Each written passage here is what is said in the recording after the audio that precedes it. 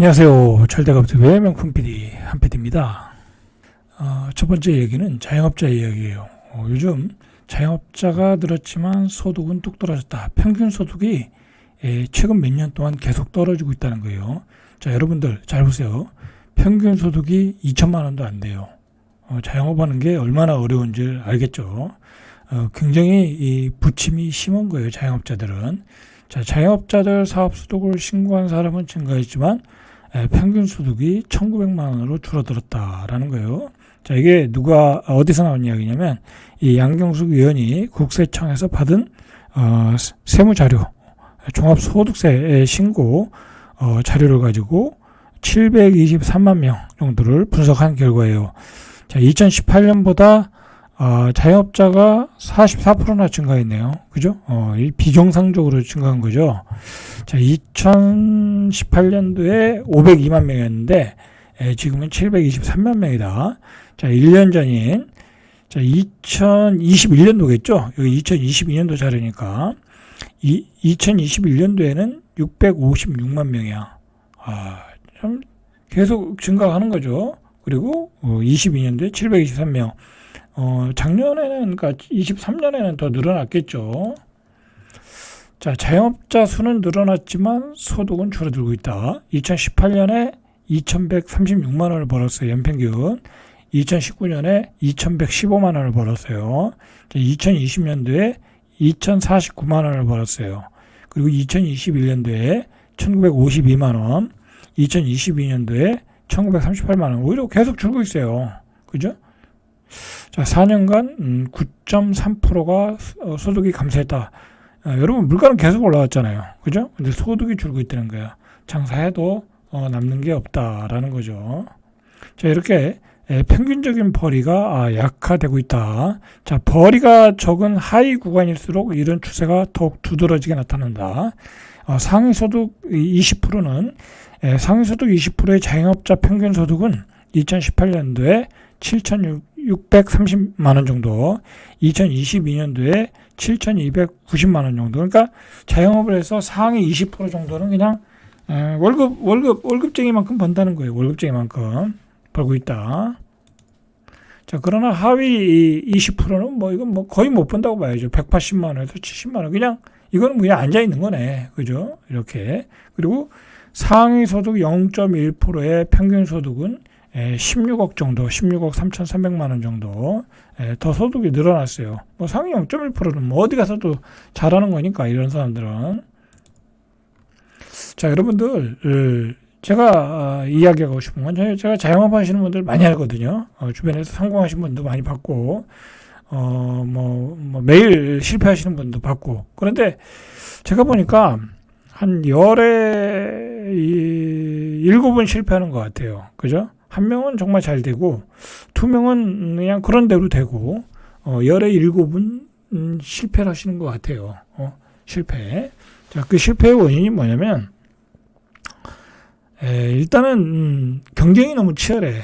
경쟁이 너무 치열해. 그리고 여러분들 그걸 아셔야 돼요. 자영업을 하시면 거기에 들어가는 비용이 어마어마해요. 일단 인테리어, 예를 들어 음식점을 하나 차리는데, 중국집을 하나 차리는데, 요즘 보니까 한 30평 기준으로 한 7천만 원 들어가더라고. 인테리어 비용이. 거기다가 새 거로 주방 자재를 다 집어넣으려고 하니까 그것 또한 7천만 원 들어가. 그냥 1억 4천이 들어가는 거야. 1억 4천이.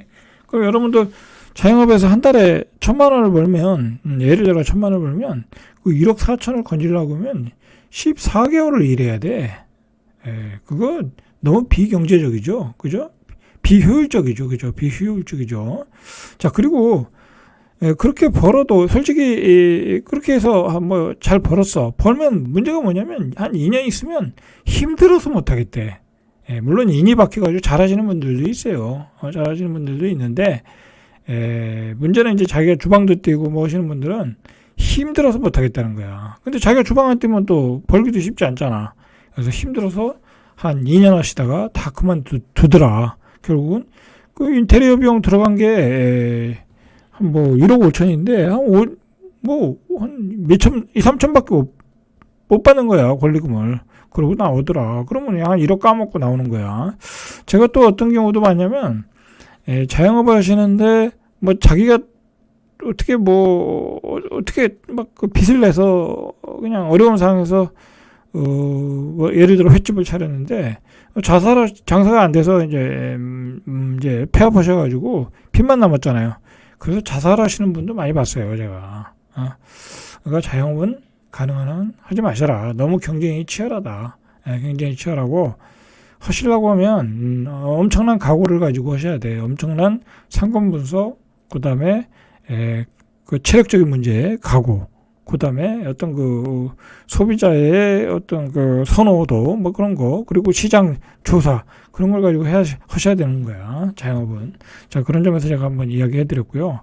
그리고, 여러분들, 자영업을 하시는 것보다는 개인적으로 뭐 제가 투자 뭐 그런 거 얘기는 안 할게요. 그러면 투자는 특별한 사람만 하는 것 같아요. 재주가 또 있어야 되고. 자, 제가 생각하기에는 어떤 기술을 배우시는 게 좋을 것 같아. 그죠? 차라리 기술, 그죠? 뭐 좋은 기술 많거든요. 기술을 배우고 거기다 자격증을 하나 따면은 여러분들 먹고 사는데 하나도 지장 없어. 하나도 지장 없어. 자, 기술을 배우셔라. 기술을. 자격증 따는 거 그렇게 어렵지 않아요. 그리고 요즘 뭐 국가에서 기술도 공짜로 가르쳐줘. 자, 그게 훨씬 낫다. 그렇게 하시는 분들 400, 500은 너끈히 버시더라고. 그죠? 뭐 500만 벌어도 1년에 6천 버는 거 아니야. 그죠? 그렇게 하시는 게 낫다. 그렇게 해서 이제 자기가 자영업을 하는 거죠. 예를 들어 기술을 가지고. 왜냐면 그 시장은 경쟁이 그렇게 치열하지 않아. 이상해. 내가 보기에는 음식 장사하는 게 훨씬 어려운데, 예를 들어 어떤 설비 기술 하는 것보다는 음식 장사하는 게 훨씬 어려운데, 사람들은 그런 설비를 배워서 뭐 설비를 고쳐주는 걸 안 해. 예를 들어 뭐 도배를 한다든지, 아니면 뭐 화장실을 뚫어준다든지, 아니면 누수 탐지를 한다든지, 아니면 타일을 붙인다든지. 타일 붙이는 건 조금 힘들긴 해. 뭐 그래도 어쨌든 그런 쪽의 기술은 생각보다 경쟁이 별로 없고, 실제로 그렇게 배워서 돈을 많이 버신다고 유튜브에도 많이 얘기하잖아. 근데도 안 해, 이상하게. 그게 훨씬 낫다. 자, 그것도 싫으면 기술을 배워서 취업을 하세요. 그래, 취업을 하시면 요즘은 아파트 같은 데 시설기사로 취업을 해도 300만 원 넘게 받아. 뭐 다 보험료 내주고. 차라리 그게 낫지. 그죠? 차라리 그게 낫지. 자영업에서 한 달에 내가 돈 한 1억 5천 꼬라박고 300 가져가는 게 그렇게 쉬운 일이 아닐 거요. 그죠? 그렇게 생각하셔야 된다. 자, 물론 뭐 자영업에서 0.1%가 되는 경우가 있는데, 그거는 뭐 논외로 하고요.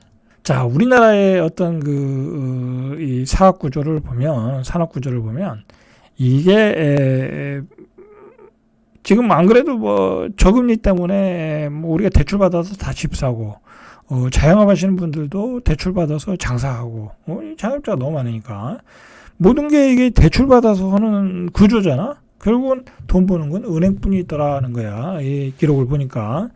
자, 오늘 나온 걸 보니까 지난해 그 5대 은행, KB, 국민, 신한, 하나, 우리, NH농협, 이 5대 은행이 지난해 이자로 번 돈이 41조래. 41조. 그러니까 뭐 삼성전자도 적자, 그죠? 대부분의 기업들이 적자 났는데 돈 버는 거는 이제 은행밖에 없어. 자, 근데 이게 문제가 뭐냐면 이거 은행 그 배당은 다 외국인이 가져가. 그러니까 여러분들 이 분양가가 올라가고 집값이 버블이 껴서 우리가 대출 받아서 집을 사면 그게 다 은행 수입이 되고, 그 은행 수입이 결국은 다 외국인들이 가져가는 거야. 그죠? 자, 그러니까 이 미국의 이 금리 인하는 결국은 이 한국의 양털 깎기도 되는 거야. 대한민국의 양털 깎기도. 자, 대출이 증가하면서 역대급 이자이익을 챙겼다라는 거야. 전년보다 4.9%. 금리가 올라갔으니까 또 챙겼겠죠. 그죠? 자, 이자이익 증가에 힘입어 5대 은행의 단기 순이익은 14조 1천억 정도. 순이익은 14조 1천억 정도로 전년보다 늘었다. 역대 최고다. 자, 그래서 윤석열 대통령이 야, 이거 뭐 대기업은 적자나는데 왜 은행은 돈 너무 많이 버는 거 아니냐? 뭐 그래서 뭐 금리 좀 내려라. 상생의 구조로 가자. 그렇게 얘기했던 게 이런 배경에서 얘기한 거예요. 그죠? 자, 이자 이익을 은행별로 보니까 국민은행이 9조 8천억 어마어마하게 벌었죠. 신한은행 8조 4천억. 여기는 그냥 뭐 요게 조금 차이가 있을 뿐이지 매년 이렇게 버는 거야. 끝내주죠. 하나은행 7조 9천억. 그러니까 뭐 여기 은행 지점장만 해도 한 연봉이 한 2억 가져가잖아요. 그죠? 농협이 한 7조 7천억 정도. 우리은행이 7조 4천억 정도. 이렇게 어마어마한 수익을 가져가더라라는 거죠. 자, 이게 한번 우리나라만 그런지 외국도 그런 건지 한번 우리가 좀 비교할 필요가 있어요. 자, 은행이 이런 이자 이익은 금리 상승과 함께 대출 채권 증가가 견인했다. 특히 조달 비용 상승에도 기업 대출을 중심으로 대출이 늘면서 이익이 증가했다. 자, 그리고 뭐 은행은 완전히 땅 짚고 헤엄치기잖아요. 그 뭐 전세자금 대출 받아서 또 그냥 앉아서 돈 벌죠. 그거 완전히 무위험이잖아요. 전세자금 대출 같은 경우는. 그죠? 자, 이렇게 엄청난 돈을 은행들이 벌더라라는 거예요.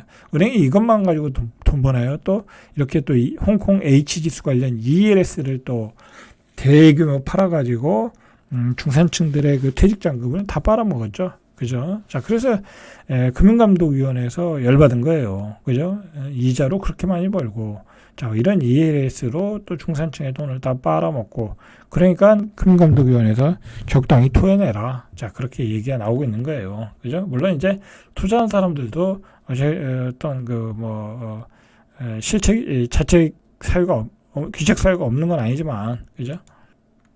자, 마지막 이야기로, 자, 이 이야기를 꼭 해야 돼요. 자, 이번에 이제 메이플자이가 만점이 나왔죠. 그죠? 5제곱미터에 79점이 나왔어요. 자, 79점을 맞으려고 하면 6인 가구가 돼야 되고 15년 이상 무주택이어야 돼요. 자, 그런데 이 다자녀 주택에 대한 어떤 그 청약제도가 잘못됐다라는 얘기를 전문가들이 하고 있다라는 거야. 그죠? 자, 일단은 다자녀 6인 가구가 예를 들어 20평, 22평 또는 25평에 살 수 있나요? 살 수는 있죠. 그죠? 살 수는 있어요. 왜 못 살아요? 근데 강남의 6인 가구가 25평에 산다는 것도 좀 모양새도 아니고, 그리고 현실적으로 맞지 않는 얘기죠. 그러니까 이 다자녀 주택에 대한 청약제도를 좀 조정해야 된다라는 거야. 이게 왜 그러냐면 지금 1인 가구가 폭증하고 있잖아요. 그죠? 1인 가구가 이제 정작 20평 이하, 25평 이하는 1인 가구가 1인 가구 또는 2인 가구, 그죠? 그런 분들이 받아야 되는데 엉뚱한 사람들이 가져가더라. 결국은 전매 차익으로 가져간다라는 거야. 투기판이 됐다라는 거야. 자, 그래서 그런 제도에 문제점이 있어서 좀 바꿔야 될 것 같다라는 거예요. 자, 그래서 이번에 그 잠원동에서 있던 메이플자이의 그 결과를 보고 정작 받아야 될 1인 가구, 2인 가구들이 박탈감을 호소하고 있더라. 그죠? 무조건 청약 가점이 높아야 받을 수 있는 거잖아요. 그런 제도가 좀 수정이 돼야 된다라는 거예요. 자, 이렇게 1인 가구가 폭발적으로 증가하고 있는데, 최근에 서울에서 분양한 단지의 다자녀 가구라는 거 이제 3자녀 이상의 물량이에요. 자, 물량을 보니까 20평도 안 되는 전용 43제곱미터, 49제곱미터가 꽤 있었는데, 이걸 다 다자녀 가구가 가져가더라, 이거. 실질적인 그 수요자는 1인 가구, 2인 가구인데, 다 청약 점수가 높은 다자녀 가구가 가져가고 있더라. 그러니까 이 청약제도가 투기화 됐더라는 거야. 그리고 일부 전문가들은 과연 6인 가구가 79점 저게 정상적인 거냐 이거야. 정상적인 거냐. 그게 의문을 갖더라고. 그죠? 저도 의문이 들어요. 혹시 편법이 아니냐라는 거죠. 편법이 아니냐. 물론 이제 조사를 하겠지만 분명히 편법일 수도 있다라는 거. 실제로 그렇게 편법으로 하는 사람들도 있고. 그죠? 돈 10억이 떨어진다는데, 그죠? 이거, 그러니까 그 브로커들이 있거든요. 청약 통장 사가지고, 막 6인 가구 만들어가지고, 그렇게 하는 놈들이 있어요. 이게 뭐, 실제로 있다니까. 왜냐면 한 10억 떨어지잖아. 그죠? 10억 떨어지니까. 그죠? 자, 지난해 분양한 송파구 힐스테이트의 이편한 세상 문정동의 경우, 특별 공급 물량이 130가구 있는데, 이때 20%를 다자녀 가구에 배정을 했는데 그때 평형별로 정해진 비율에 따라 배정하다 보니 전용 49제곱미터도 18가구가 배정됐다. 이런 게 잘못됐다라는 거야. 그러니까 소형 평수는 다자녀 가구에 배정하지 말라라는 얘기예요. 취지가. 이거는 말 그대로 1인 가구, 2인 가구에게 배정을 해야지. 그 사람들도 무주택을 오래 가져갔으면 그런 사람들에게 주는 게 맞지 않냐라는 취지의 글이었어요. 자, 그래서 이 메이플자이의 43제곱미터 1가구, 전용 49에 9가구를 이제 배정했는데, 이런 걸 다 다자녀 가구가 가져가는 게 문제가 있었다라는 이야기예요. 자, 오늘은 여기까지 이상 절대값 투비의 명품 PD 한PD였습니다.